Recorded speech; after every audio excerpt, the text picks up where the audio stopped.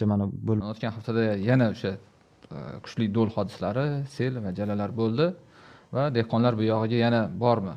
Ya'ni o'sha o'tgan safar ko'ruvdikki, kelasi haftalarda ham yog'ingarchilik bo'lishi ehtimoli bor edi, past foizda bo'lsa ham, va so'rashyapti bu yog'iga o'z vaziyat qanday? Assalomu alaykum Kunuz kuzatuvchilari. Umuman olganda haftamiz mana sarlavhasida ham yozilyapti dehqonlar uchun. Umuman hamma uchun yaxshi hafta, ya'ni quruq, bahoriy, endi yog'inlar kamroq.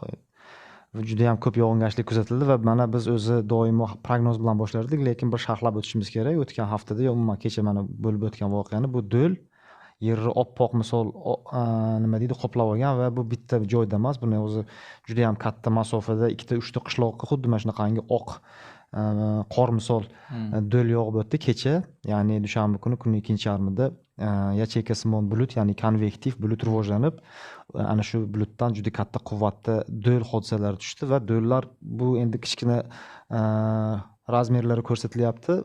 Tuxumday, ya'ni xuddi bir Amerikada yog'adigan bir ko'zlari bir boshqacha, odam miyasiga o'xshaydigan bir shaklda yog'diki, bu endi tropik iqlim bizga o'tib borayotgandan bir signal sifatida, ishora sifatida bo'lyapti. Nimaga? Chunki mana o'tgan hafta oxir dam olish kunlarida ham poytaxtda xuddiki poytaxt respublika juda ham ko'plab hududlarda yomg'irlar xuddi bir yog'ib, orqasidan bir yana yog'adigan kuchli bir chelaklab yog'adigan xususiyatga ega bo'lyapti va bilyapmizki, demak biz tayyorlanishimiz kerak va mana bu do'l hodisalari ham ya'ni Qo'rg'on tumanida kuzatildi. Ya'ni Qo'rg'onning 4 ta qishlog'i, Bekobod,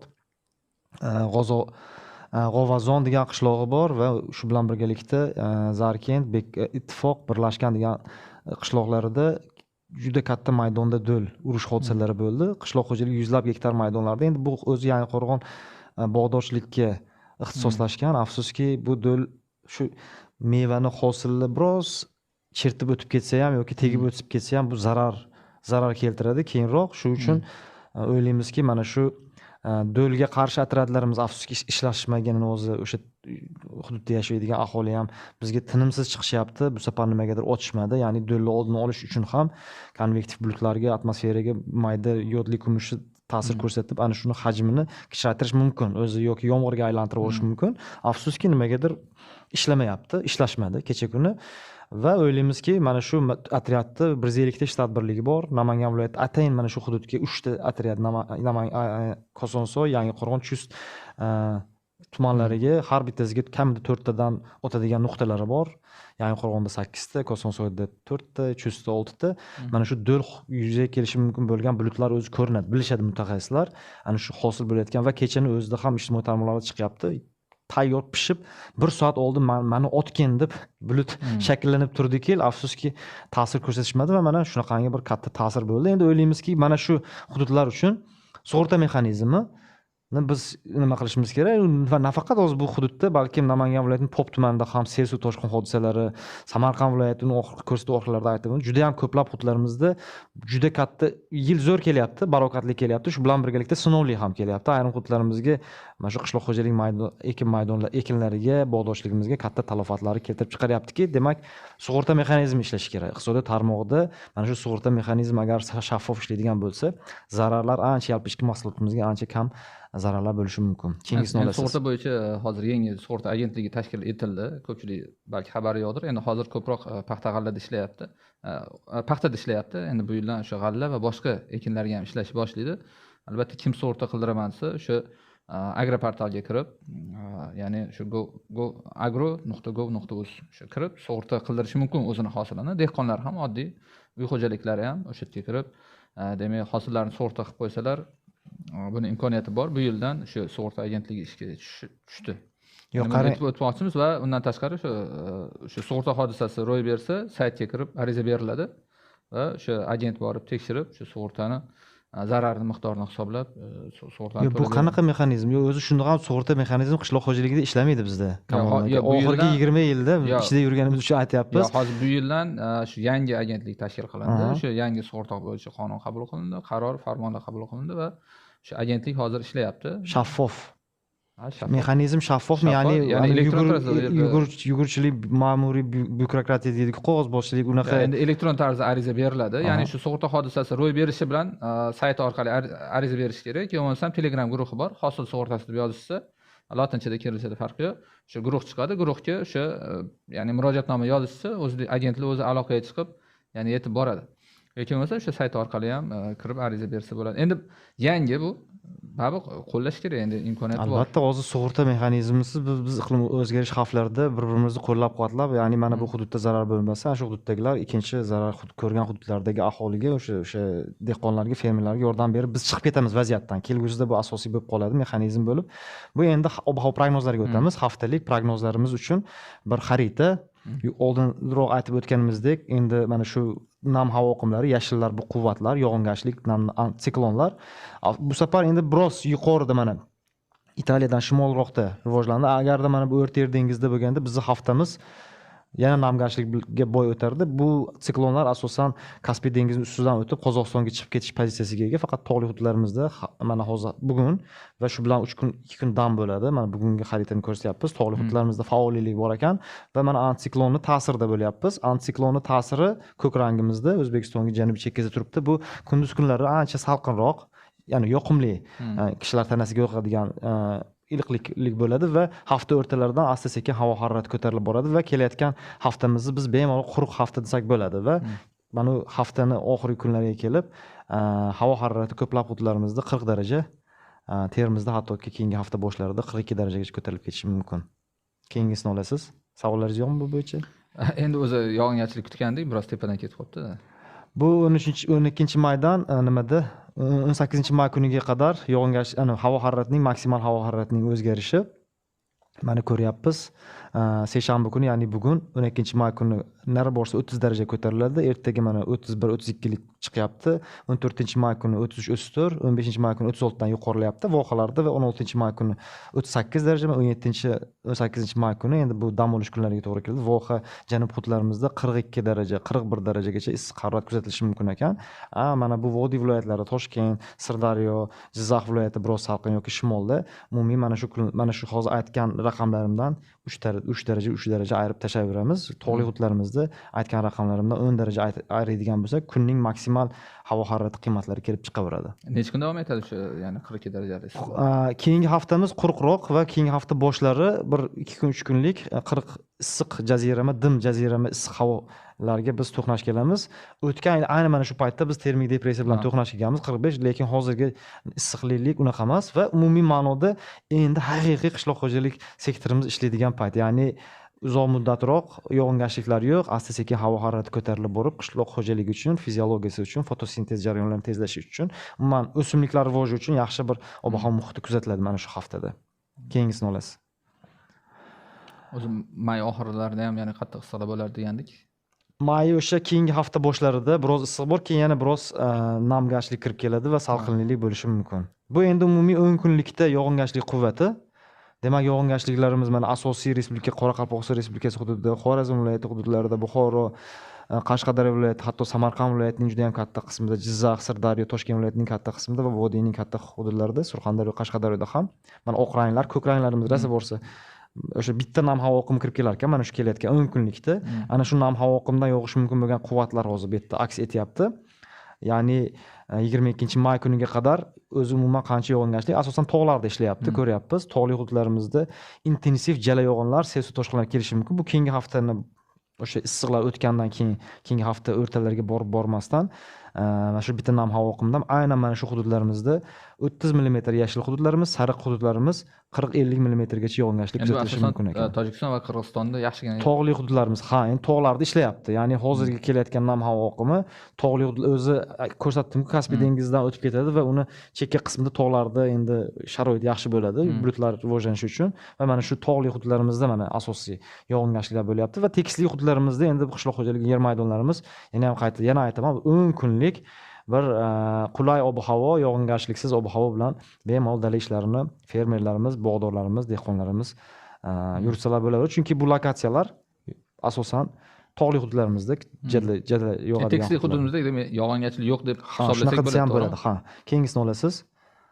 Keyingisida endi mana shu haftamiz o'zi ob-havo qanaqa bo'ladi? Havo haroratining chetlashishi mana Qizilqumning shimoliy, Sirdaryo viloyati, Jizzax viloyati hududlarida, Vodiy viloyatlarida salqin ekan. 1 daraja me'yoriy o'tgan mana shu o'tmish mana shu o'rta, ya'ni may o'rtasidagi haftaga nisbatan biroz salqinroq ekan. Ya'ni aholi, nabodot olami salqinroq nimani his qiladi va juda ham ko'plab hududlarimizda me'yoriy hafta, ya'ni issiq emas juda ham. Haftaning o'rtasiga qadar mana shu antsiklonning ta'siri 36 daraja deb ayta olamizmi shunda? Me'yoriy taxminan o'rtacha. Ya endi haftamiz bu haftani boshi yuqorida aytib o'tganimizdek 30 ga bormaydi. Mana hozirgi kunlarda, keyin haftaning o'rtasidan 35 ga chiqamiz va haftaning oxirida 40. Bu o'rtachasi siz aytgandek 34-35 40 degani endi Surxondaryoda. Surxondaryo voha hududlarida. Keyingisini olasiz.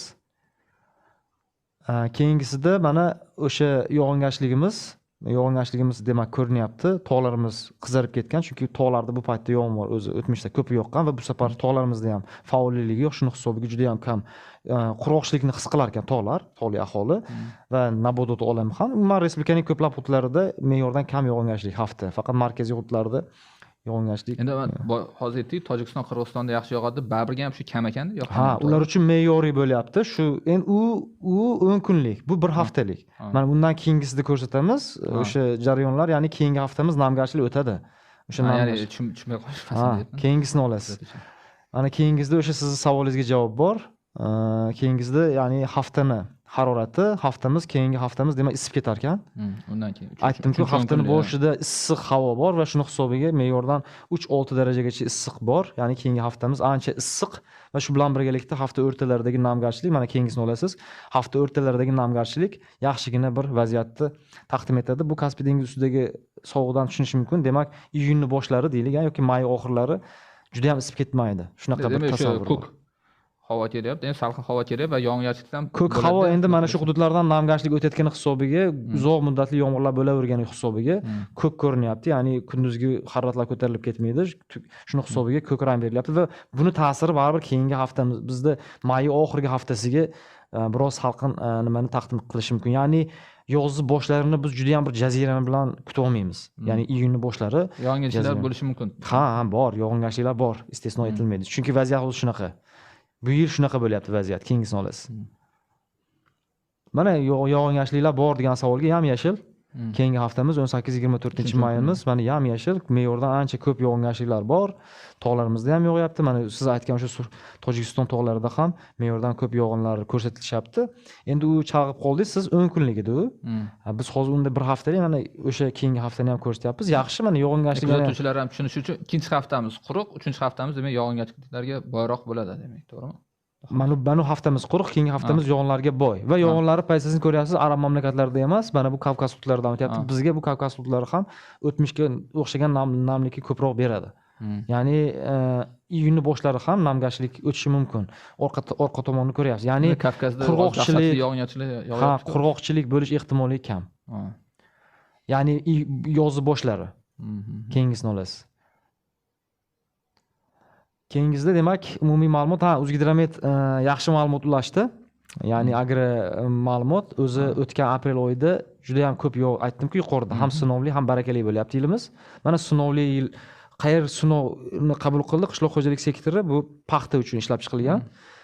Samarqand hamda Qoraqalpog'iston Respublikasi paxta dalalarida o'tgan oydagi apreldagi tinimsiz yog'ingarchiliklar, shamol hodisalari, boshqa hamma hodisalar paxtaning rivojini 20% kuchaytirgan xolos. Ya'ni umumiy ekilgan 20% maydondagina paxta unib chiqqan xolosda. Qolgani yo chirib ketgan, yo sel urib ketgan, yo shamol urib ketgan, nimadir bo'lganda, xuddi shunaqa 80% zarar ko'rgan deyishmoqchi. 80% zarar Samarqand bilan Qoraqalpog'istonda va ko'ryapmiz, eng yaxshi bu Andijon viloyati, Qashqadaryo viloyati, Navoiy viloyati, Toshkent viloyati hududlarida ob-havo hodisalari paxta dalalarga katta zarar ko'rsatmagan, hattoki Andijon viloyatida 100%. Shunaqa ideal ob-havo bo'lgan endi paxta uchun.